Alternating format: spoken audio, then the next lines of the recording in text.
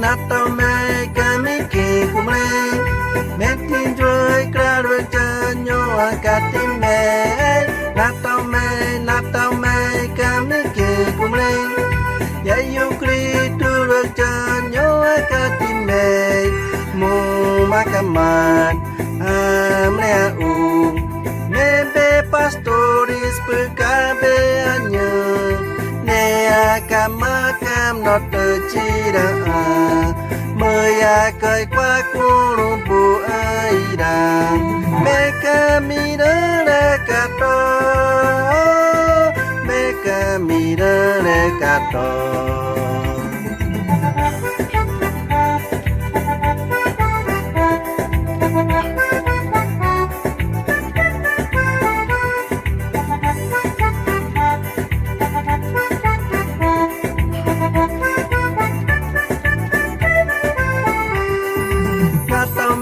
Natome kamiki kumle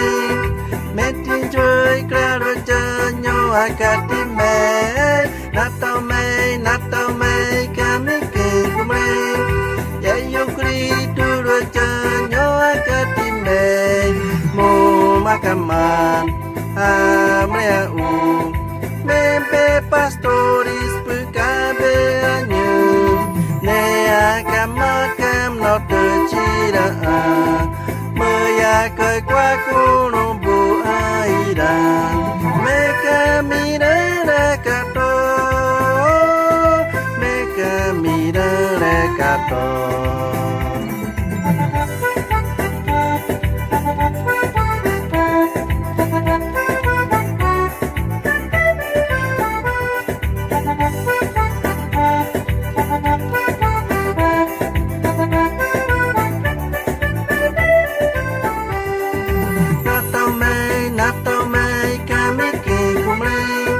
Metin joy kraro chanyo akatime